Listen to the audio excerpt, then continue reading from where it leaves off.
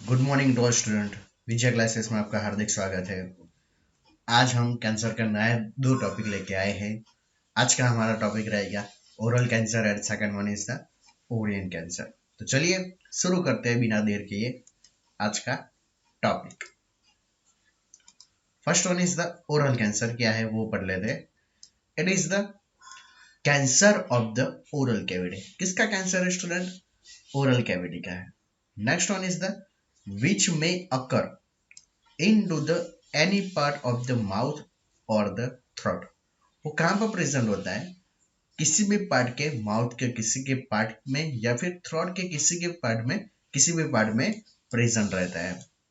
It is curable. वो curable है, लेकिन इफ द डिस्कवर अर्ली, अगर हम जल्दी से उसे डिस्कवर कर ले तो उसकी वजह से हमें क्या मिल सकता है? क्यूरेबल मिल सकता है, यानी कि क्योर हो सकता है। Next one is the most common associated with the use of the alcohol and the tobacco। तो याद रखना स्टूडेंट, अल्कोहल अगर टोबैको की आदत है तो उसकी वजह से क्या होने की संभावना बढ़ जाती है? Oral cancer. Next one is the oral cancer is the one of the 10 most common cancer into the India. India में मोस्ट कॉमन कैंसर है तो वो कैसा है? 1 ऑफ द 10 उसमें कौन सा आ सकता है? Oral cancer. Next one is the most common cause of the oral cancer in India. तो क्या रहेगा? Chew tobacco. टोबैको च्यूइंग करने से क्या हो सकता है? ओरल कैंसर होने की संभावना इंडिया में बढ़ जाती है। Next one is the most common causes of the oral cancer in to US student. मैंने अभी क्या बोला? इंडिया में, इंडिया में च्यू टोबैको। और लेकिन यूएस में किसकी वजह से होता है ओरल कैंसर? तो याद रखना student, oral sex due to the HPV infection.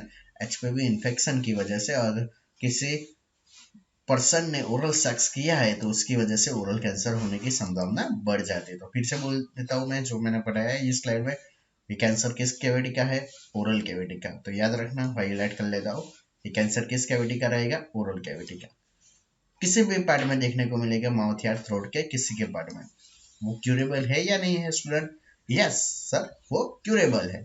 Most common associated with the use of the alcohol and the second one is the tobacco. Alcohol और टोबैको की वजह से ये हो सकता है। ओरल कैंसर क्या है? It is the one of the 10 में से सबसे ज्यादा क्या देखने को मिलेगा? तो क्या है?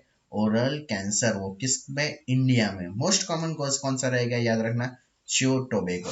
लेकिन ये किस में आएगा? इंडिया में। क्वेश्चन पूछिए इंडिया में क्या है तो क्या आएगा? ओरल कैंसर का कॉजेस च्यू टोबैको। लेकिन most common causes of the oral cancer into the US, तो यूएस में कौन सा आएगा? ओरल सेक्स आएगा। कौन सा आएगा स्टूडेंट? Oral sex. पता चला? तो चलिए फिर आगे बढ़ते हैं। चलिए अब देखते हैं types of the oral cancer. तो दो ही टाइप्स होते हैं, मैंने इमेज में दिखाया हुआ है, देखो। ये क्या है? Basal cell. और सेकंड कौन सा आएगा? Squamous cell. तो चलिए पढ़ते हैं टाइप्स ऑफ ओरल कैंसर में। पहला क्या आएगा student? Basal cell carcinoma. Next one is the basal cell carcinoma of the oral cavity. Occurs कहाँ पर प्रेजेंट होता है? प्राइमरी इनटू द लिप्स में। तो यही बात है, आपको याद रखनी होगी। There is the two different type of the oral cancer. Which one student? Basal cell and the second one is the कौन सा आएगा? Squamous cell carcinoma. Basal cell carcinoma क्या क्या आएगा? It is the oral cavity types of cancer and occurs into the primary lips. Next, incidence. Incidence के बारे में बात कर लेते हैं। It is the second most common oral cancer. कैसा आएगा? सेकंड मोस्ट कॉमन कैंसर रहेगा। नेक्स्ट, इटियोलॉजी की बात करते हैं। It is the excessive exposure to sunlight. Sunlight में ज्यादा रहने की वजह से भी हो सकता है। मोर कॉमनली किसमें देखने को मिलता है? फेयर स्किन जो पर्सन रहते हैं उनमें ये ज्यादातर देखने को मिलता है। तो पता चला टाइप्स ऑफ ओरल कैंसर में कौन सा पढ़ा हमने? Basal cell carcinoma. चलिए फिर आगे बढ़ते हैं। नेक्स्ट अब कौन सा पढ़ते लेते हैं? Squamous cell carcinoma. इंसिडेंस की बात कर लेता हूँ। मोस्ट कॉमन ओरल कैंसर, वो पहला वाला जो पढ़ा था वो कौन सा था? Second most common. Common side इसमें भी कौन सी रहेगी? लोअर लिप और tongue. And 95% of the tongue cancer are the कौन सा रहेगा? Squamous cell carcinoma. तो ये बात भी याद रखना, जो टंग कैंसर है वो किस टाइप के सेल का प्रकार है? तो याद रखना, स्क्वेमस सेल कार्सिनोमा का टाइप का प्रकार। मैंने इमेज में दिखाया हुआ है। बॉडी का स्ट्रक्चर क्या क्या है वो एक बार पढ़ लीजिएगा। तो आपको इजीली आइडिया रह जाएगा। नेक्स्ट लोअर लिप, ये दिख रहा है ना, ये कौन सा रहेगा, लोअर लिप। तो याद रखना जो मोस्ट कॉमन ओरल कैंसर रहता है स्क्वेमस सेल कार्सिनोमा में, कहां पर देखने को मिलेगा, लोअर लिप में। चलिए फिर स्टूडेंट आगे बढ़ते हैं।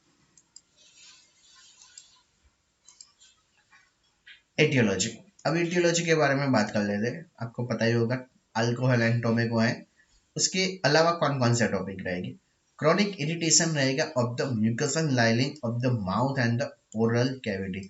माउथ और ओरल कैविटी में क्या देखने को मिलेगा, क्रॉनिक इरिटेशन देखने को मिलेगा। नेक्स्ट, अगर कोई person alcohol and the second one is the tobacco use करता है, it is the primary cause of the oral irritation। Alcohol and the second one is the कौन सा आएगा, टोबैको। ये दोनों चीज अगर यूज करता है तो उसकी वजह से ये कंडीशन हो सकती है।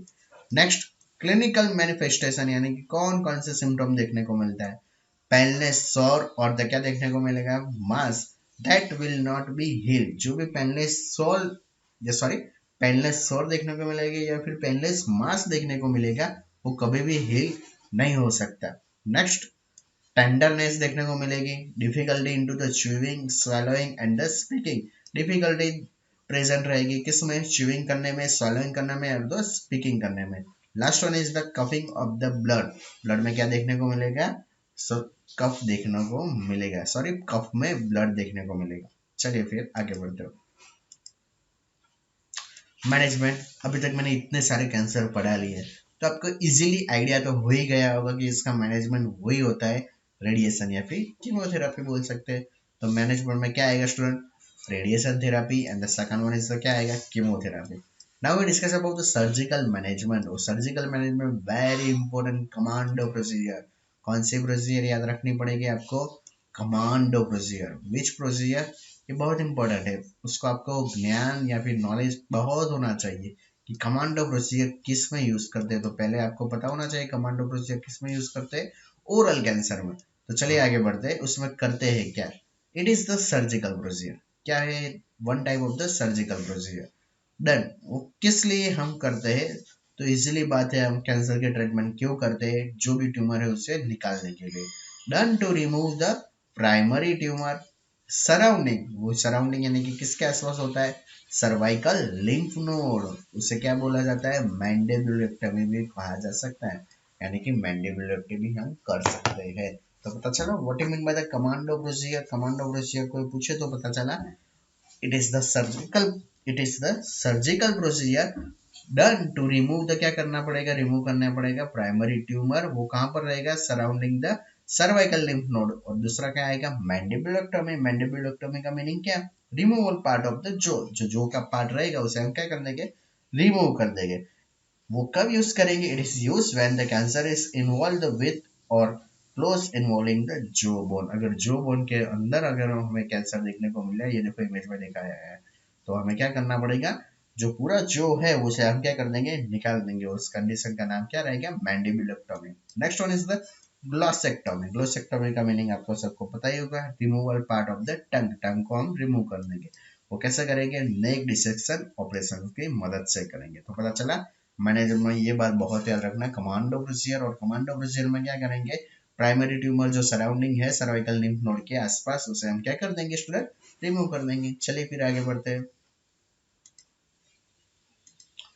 Next one is the ovarian cancer. आज का हमारा पहला छोटा सा टॉपिक हमने कंप्लीट करवा दिया है। अब दूसरा टॉपिक कौन सा आएगा स्टूडेंट, ओवरियन कैंसर। तो चलिए स्टार्ट करते हैं बिना देरी किए। ओवरियन कैंसर है क्या, तो पहले तो इसकी डिस्क्रिप्शन देख लेते हैं। Ovarian cancer grows the rapidly. जो ओवरिन कैंसर है वो ग्रोथ कैसा होगा, रैपिडली होगा, स्प्रेड फास्ट रहेगा एंड इज ऑफन बायलेटरल। दोनों साइड में भी देखने को मिल रहा है, मैंने इमेज दिखाया है, ये देखो ये कैसी है, हेल्दी ओवरी और the ovary with the cancer. दिख रहा है ना, साफ आपको दिख रहा हो इमेज में, इसी की तरह आपको आइडिया आ जाएगा। सॉरी। नेक्स्ट, मेटास्टेरिस। अब मेटास्टेरिस का मीनिंग मैंने पहले लेक्चर से पढ़ाया हुआ है, अब तो आना चाहिए। मेटास्टेरिस का मीनिंग क्या, एक जगह से क्या दूसरी जगह पर ट्रांसफर होना। Occurs by the direct spread. कैसे होगा, डायरेक्ट स्प्रेड होगा कहाँ पर, इन द ऑर्गन। कौन कौन से ऑर्गन में, ऑर्गन के हेल्प से pelvis, by distal spread through the lymphatic drainage और द बाय द पेरिटोनियम। कहाँ पर होगा, लिम्फेटिक ड्रेनेज से या फिर पेरिटोनियल लेयर से हो सकता है। तो पता चला मेटास्टेसिस किस तरह से होता है, बाय डायरेक्ट स्प्रेड होगा कहाँ पे, ऑर्गन में, कौन कौन से, इनटू द पेल्विस, या फिर by distal spread through the lymphatic drainage और बाय द पेरिटोनियल ड्रेनेज। चलिए फिर आगे बढ़ते हैं। इन दिस अर्ली स्टेज, शुरुआत के जो स्टेजों में जो ओवरियन कैंसर रहता है वो कैसा रहता है, एसिम्प्टोमेटिक। एसिम्प्टोमेटिक का मीनिंग क्या रहेगा, कुछ भी साइन एंड सिम्टम नहीं देखने को मिलेगा। तो फिर से बोल रहा हूँ, अर्लियर स्टेज में जो ओवरियन कैंसर रहता है स्टूडेंट, वो कैसा रहेगा, it is the most common यानी कि ऑफन एसिम्प्टोमेटिक रहेगा। क्यों, इसका रीजन क्या, because the most are the diagnosis into the advance stage, यानी कि कैंसर थोड़ा आगे बढ़ जाए उसके बाद ही ओवरियन कैंसर डायग्नोस हो सकता है, उससे पहले कभी भी नहीं हो सकता। Next one is the ovarian cancer has the higher mortality rate, ovarian cancer का हाईएस्ट मोर्टालिटी रेट रहता है than an any other cancer of the reproductive system. अगर आपको एग्जाम में पूछे रिप्रोडक्टिव सिस्टम में कौन सा कैंसर सबसे खतरनाक रहता है, तो याद रखना स्टूडेंट, कौन सा आएगा, ओवरियन कैंसर। पर्टिकुलर में किस में देखने को मिलेगा, among those who are wide, जो वाइड है वो, और the second one is the क्या, बिटवीन द एज कितनी रहेगी, 55 से लेके बीच में 65 year of the age, north American. तो पता चला, फिर से बोल रहा हूँ, ओवरियन कैंसर है क्या, ग्रो रेपिडली होगा, स्प्रेड फास्ट होगा, मेटास्टेसिस कैसे होगा, इनटू द ऑर्गन में by the direct spread pelvis या फिर by distal spread through the lymphatic drainage और फॉर पेरिटोनियल। अर्ली स्टेज में ओवरियन कैंसर कैसा रहता है, एसिम्प्टोमेटिक होता है, because most of the diagnosis into the advance ages. Ovarian cancer has the high mortality rate compared to the another reproductive system, particularly among those who are the wide and the between the age of the 55 to 65 year of the age into the North American। चलिए फिर आगे बढ़ते हैं student. अब क्या आएगा continue में, diagnosis में। एक मिनट मैं एक बार देख लेता हूँ, आगे की स्लाइड तो हमने मिस नहीं की ना, नहीं, चलिए कंप्लीट ही है। ओरियन कैंसर का मैंने मेटास्टेसिस पढ़ा लिया, उसके बाद सिम्प्टोमेटिक बताया, चलिए कंप्लीट ही है।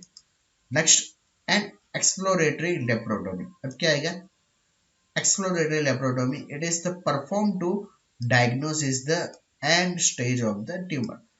डायग्नोसिस करने के लिए या फिर ट्यूमर के स्टेज जानने के लिए हमें क्या करना पड़ेगा, लेप्रोटोमी, सॉरी लेप्रोटोमी।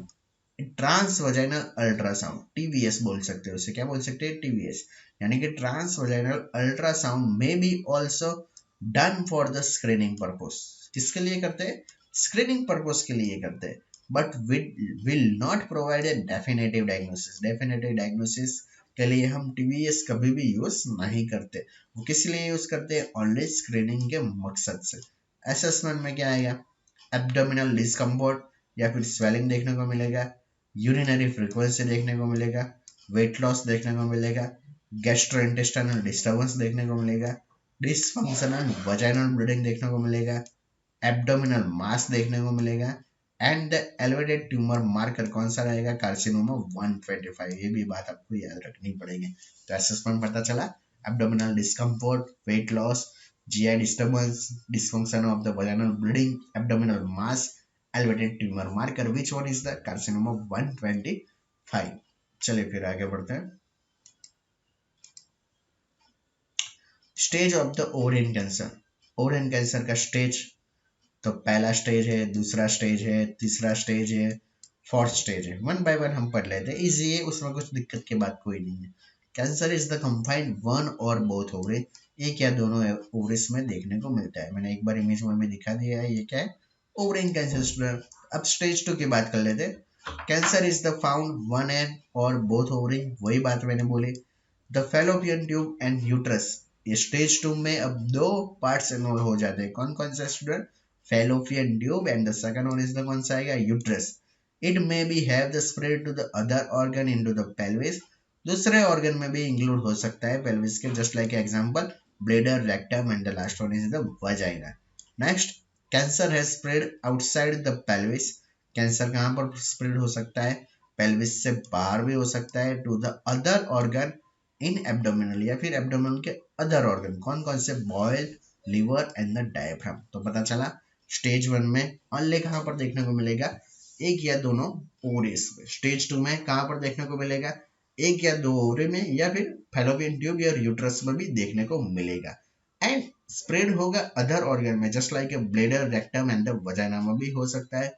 स्टेज 3 में क्या होता है, कैंसर स्प्रेड कहाँ पर होगा, outside the pelvis to the other organ, just like कैसा आएगा, bowel, liver and the diaphragm. Stage 4 की बात कर लेते हैं, चलिए फिर आगे। Cancer is the found into the one और बोथ ओवरी, मैंने जो अभी पढ़ाया था स्टेज 3 में वैसे ही है, जो क्या देखने को मिलेगा, एक या एक से ज्यादा दोनों ओवरी में देखने को मिलेगा, है spread to the other organ. अब क्या होगा, एक या दोनों ओवरी से अब आगे बढ़ के कहां पर चला जाएगा, अदर ऑर्गन में। किस ऑर्गन में, एब्डोमिनल, या फिर कहां पर होगा, spread to the other area of the body beyond the abdominal, just such as the chest, यानी कि आगे बढ़ता ही जाएगा कंटिन्यू में, यानी कि कहां पर जा सकता है, बॉडी बियॉन्ड द एब्डोमिनल, यानी कि एब्डोमिन के अपर साइड में, यानी कि चेस्ट में भी जा सकता है।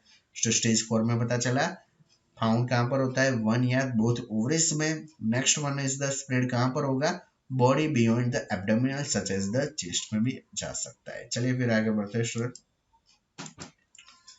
इंटरवेंशन मैंने अभी पढ़ाया था, वही है रेडिएशन, और क्या आएगा, कीमोथेरेपी।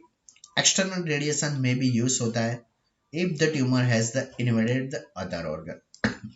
अगर ट्यूमर दूसरे ऑर्गन में भी चला गया है तो क्या करेंगे हम, एक्सटर्नल रेडिएशन करेंगे। उसके लिए हमें क्या यूज करना पड़ेगा, intra peritoneal radio isotope use करेंगे। मे बी इंस्टॉलर कहां पर करेंगे, फॉर द स्टेज 1 डिसीज, यानी कि शुरुआत के स्टेज से ही हम स्टार्ट कर देंगे। तो पहला क्या आएगा, एक्सटर्नल रेडिएशन, उसमें क्या करेंगे, मे be use if the tumour has the invaded to the other organ. अगर ट्यूमर दूसरे ऑर्गन में चला गया है तो उसके लिए हमें क्या, कौन सी प्रोसीजर करनी पड़ेगी, एक्सटर्नल रेडिएशन करनी पड़ेगी। और एक्सटर्नल रेडिएशन में कौन से चीज हम यूज करेंगे, तो याद रखना इंट्रा पेरिटोनियल रेडियो आइसोटोप में भी स्टोरेज करेंगे। कौन से स्टेज से हम स्टार्ट कर देंगे, तो स्टेज 1 से स्टार्ट कर देंगे। Next one is the chemotherapy. Chemotherapy use करेंगे कब, पोस्ट ऑपरेटिवली करेंगे for the most stages of the ovarian cancer. सबसे ज्यादा ओवरियन कैंसर में यही यूज करते हैं कीमोथेरेपी। थर्ड पॉइंट कौन सा आएगा, इंट्रा पेरिटोनियल कीमोथेरेपी। कौन सा आएगा, इंट्रा पेरिटोनियल कीमोथेरेपी। उसमें कौन सी बात आएगी, involve the instillation of the chemotherapy into the abdominal cavity. तो ये बात तो इजीली बात है, नाम से पता चलता है इंट्रा पेरिटोनियल कीमोथेरेपी, यानी कि क्या करेंगे, जो भी कीमोथेरेपी ड्रग है डायरेक्ट वहां पर हमें कहां पर डाल देनी चाहिए, एब्डोमिनल कैविटी के अंदर हम डाल देंगे। Next one is the total abdominal hysterectomy. Hysterectomy का मीनिंग क्या रहेगा, क्या रहेगा स्टूडेंट, यूट्रस को ही हम रिमूव कर देंगे। एंड दूसरी बात क्या करेंगे, बायलेटरल साल्पिंगोफोरेक्टोमी। क्या करेंगे, बायलेटरल साल्पिंगोफोरेक्टोमी, यानी कि क्या करेंगे हम, उसमें सर्जिकल रिमूवल करेंगे ovaries and the fallopian tube को, विद द ट्यूमर डीबल्किंग में भी नेसेसरी। ट्यूमर डीबल्किंग का मीनिंग क्या, ट्यूमर को हम रिमूव करेंगे, यानी कि टोटल एब्डोमिनल हिस्टेरेक्टोमी करेंगे एंड बायलेटरल साल्पिंगोफोरेक्टोमी करेंगे, यानी कि removal of the ovaries and the fallopian tube with the tumour debulking surgery भी करेंगे। तो पता चला पहले क्या रहेगी, एक्सटर्नल रेडिएशन थेरेपी।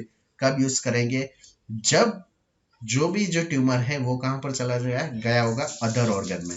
इसके लिए हम क्या यूज करेंगे, intra peritoneal radio isotopes use करेंगे। शुरुआत के स्टेज से ही हम ये स्टार्ट कर देंगे। कीमोथेरेपी कहाँ यूज करेंगे, post operative for the most stages of the ovarian cancer. Intra peritoneal chemotherapy use करेंगे, यानी कि जो भी कीमोथेरेपी ड्रग है वो कहां पर इंस्टॉल करेंगे, एब्डोमिनल कैविटी में। टोटल एब्डोमिनल हिस्टेरेक्टोमी करेंगे, यानी कि removal of the uterus. And bilateral क्या करेंगे, साल्पिंगोफोरेक्टोमी करेंगे, यानी कि surgical removal of the ovaries and the fallopian tube with the कौन सी सर्जरी करेंगे, ट्यूमर बल्किंग सर्जरी, डीबल्किंग सॉरी। चलिए फिर आगे बढ़ते हैं। तीसरा टॉपिक भी हम पढ़ लेते हैं, यूट्राइन कैंसर। कौन सा कैंसर आएगा, यूट्राइन कैंसर। ये छोटा ही टॉपिक है, यानी कि उससे क्या बोलते हैं, दूसरा नाम एंडोमेट्रियल कैंसर भी नाम से जाना जा सकता है। तो चलिए वो भी देख लेते हैं। Endometrial cancer is the slow growing cancer है, यानी कि स्लो ग्रोइंग ट्यूमर है। अराइजिंग कहाँ से होता है, from the endometrial mucosa of the uterus. Uterus के कौन से, एंडोमेट्रियल म्यूकोसा से स्टार्ट होता है and the associated with the menopausal year, यानी कि कब स्टार्ट होना शुरू होता है, मेनोपॉजल ईयर, यानी कि after the menopause year start होता है। Second one is the metastasis, कैसे होता है, occurs through the lymphatic system, यानी कि लिम्फेटिक सिस्टम की वजह से मेटास्टेसिस होता है। और कहां पर होगा, ओवरीज एंड द पेल्विस के अंदर होगा, via the blood and to the lungs, यानी कि ब्लड एंड लंग्स से, लिवर से एंड द बोन से भी हो सकता है। और फिर क्या बोल सकते हैं उसे, और the intra abdominal to the peritoneal cavity. तो एकदम इसी क्वेश्चन है। एंडोमेट्रियम यानी कि क्या है, यूट्राइन कैंसर। डिस्क्रिप्शन में हमने क्या पढ़ा, it is a slow growing tumour है। अराइजिंग कहाँ से होगा, endometrial mucosa of the uterus से होगा एंड एसोसिएटेड कहाँ होगा, मेनोपॉजल ईयर्स में। Metastasis occurs through the lymphatic system से होगा, through the ovaries and the pelvis, via the blood to the lungs या फिर liver and the bone and the intra-abdominal to peritoneal cavity। पता चला। चलिए फिर आगे बढ़ते हैं। Risk factor, which are the risk factor, तो इसी बात है, use of the oestrogen replacement therapy use की है, या फिर बर्थ कंट्रोल पिल्स का यूज करने की वजह से होता है। Use of the intrauterine device होने के यूज करते हैं तो उसके लिए भी ये रिस्पॉन्सिबल है, ननी फेरिटी की वजह से। Next very important, polycystic ovary disease, ये पीसीओडी बहुत पूछा भी जाता है और इसका कॉन्सेप्ट भी समझने की आपको जरूरत है। मैं अलग से उस टॉपिक पे जो मैं ओबीजी पढ़ाऊंगा तब मैं पढ़ाऊंगा, अभी फिलहाल उसकी डेफिनेशन आपको इम्पोर्टेंट याद रखनी पड़ेगी। क्या है, पॉलीसिस्टिक ओवरी डिसीज, तो इस कंडीशन है, उसमें क्या देखने को मिलेगा, which the ovaries produce an abnormal amount of the androgen hormone। कौन सा हार्मोन प्रोड्यूस करेगी पॉलीसिस्टिक ओवरियन डिसीज में, एक कंडीशन है जिसमें ओवरी प्रोड्यूस तो करेगी, एंड्रोजन हार्मोन का एबनॉर्मल प्रोडक्शन कर देगी। नेक्स्ट, और इसकी वजह से क्या देखने को, या फिर क्या देखने को मिलेगा, endometrial hyperplasia, a condition in which the lining of the uterus grow thick, जो भी लाइनिंग रहती है यूट्रस की वो कैसे हो जाएगी, थिक हो जाएगी। कैसे हो जाएगी, थिक हो जाएगी। तो पॉलीसिस्टिक ओवरी डिसीज की वजह से क्या होता है, ovaries produce the abnormal amount of the androgen and the क्या देखने को मिलेगा, endometrial hyperplasia भी देखने को मिल सकता है। Next one is the increase age, early menarche and the late menopause, family history of the uterine cancer and the history of the breast and the ovarian cancer, obesity, hypertension and the last one is the diabetes। तो पता चले ये सारे क्या है, risk factor. इसमें से नया कौन सा आएगा, पीसीओडी यानी कि पॉलीसिस्टिक ओवरी डिसीज। चलिए फिर आगे बढ़ते हैं। असेसमेंट, तो साइन एंड सिम्टम क्या आएगा, एबनॉर्मल ब्लीडिंग देखने को मिलेगा, कहां पर, specially into the post menopausal individual, vaginal discharge भी देखने को मिलेगा, लो बैक, पेल्विक और द एब्डोमिनल पेन देखने को मिलेगा। पेन कहां पर होगा, occurs late into the disease process, enlarge uterus देखने को मिलेगा and the non surgical intervention, यानी कि सर्जिकल के सिवाय कोई उपाय तो है या नहीं, तो देख लेते हैं। फर्स्ट वन इसका क्या आएगा, एक्सटर्नल या फिर क्या करेंगे, इंटरनल रेडिएशन करेंगे। It is the used alone भी कर सकते हैं या फिर क्या कर सकते हैं, combination with the surgery depending on the stage of the cancer. तो पता चला एक्सटर्नल और कौन सा आएगा, इंटरनल रेडिएशन हमें यूज करना पड़ेगा, और into the combination with the surgery और depending on the stage of the cancer. Chemotherapy use कब करेंगे, it is the use to treat advance और द रिकरेंट डिसीज। क्या करेंगे, कीमोथेरेपी हम यूज करेंगे टू ट्रीट द एडवांस और the recurrent disease. Next one is the anti oestrogen medication में भी ऑल्सो भी प्रिस्क्राइब, कौन सी मेडिकेशन आएगी, एंटी एस्ट्रोजन मेडिकेशन भी हम प्रिस्क्राइब करेंगे। तो पता चला असेसमेंट में क्या आएगा, एबनॉर्मल ब्लीडिंग आएगी, वजाइनल डिस्चार्ज, लो बैक और द पेल्विक और the abdominal pen, uterus enlarge हो जाएगा। नॉन सर्जिकल इंटरवेंशन में क्या आएगा, एक्सटर्नल और द इंटरनल रेडिएशन यूज करेंगे, कीमोथेरेपी यूज करेंगे और एंटी एस्ट्रोजन मेडिकेशन भी में भी प्रिस्क्राइब करेंगे। चलिए फिर आगे बढ़ते हैं। Last one is the surgical intervention, उसमें क्या आएगा, तो टोटल एब्डोमिनल क्या करेंगे, हिस्टेक्टोमी। हिस्टेक्टोमी का मीनिंग मैंने पढ़ा लिया, removal of the uterus and the last one is the bilateral salpingooophorectomy करेंगे। क्या करेंगे, बायलेटरल साल्पिंगोफोरेक्टोमी करेंगे। उसमें क्या होगा, surgery to remove the both ovaries and the fallopian tube, यानी कि फैलोपियन ट्यूब और ये ओवरिस, ये दोनों को हम क्या कर देंगे, रिमूव कर देंगे। तो पता चला सर्जिकल इंटरवेंशन में क्या आएगा, टोटल एब्डोमिनल हिस्टेक्टोमी के बाद क्या कर देंगे हम, बायलेटरल साल्पिंगोफोरेक्टोमी कर देंगे। The surgery is to remove the both your ovaries and the fallopian tube। तो आज के लिए इतना ही स्टूडेंट। आज के लेक्चर मेरा कैसा लगा प्लीज मुझे कमेंट करके जरूर बताइए। और मैंने कैंसर के बहुत सारे टॉपिक पढ़ा लिए हैं, अभी भी 4-5 टॉपिक बाकी है, मैं वो सारा वीडियो पढ़ा लूंगा। और उसके बाद हम एक नया सीजन स्टार्ट करने वाले हैं, एमसीक्यू का सीजन। वो बहुत इंपॉर्टेंट है आपके लिए। तो प्लीज अभी तक आपने मेरे चैनल को सब्सक्राइब नहीं किया तो मेरे चैनल को सब्सक्राइब जरूर कर दीजिए। तब तक के लिए बाय बाय, मिलते हैं अगले लेक्चर में। Thank you all student.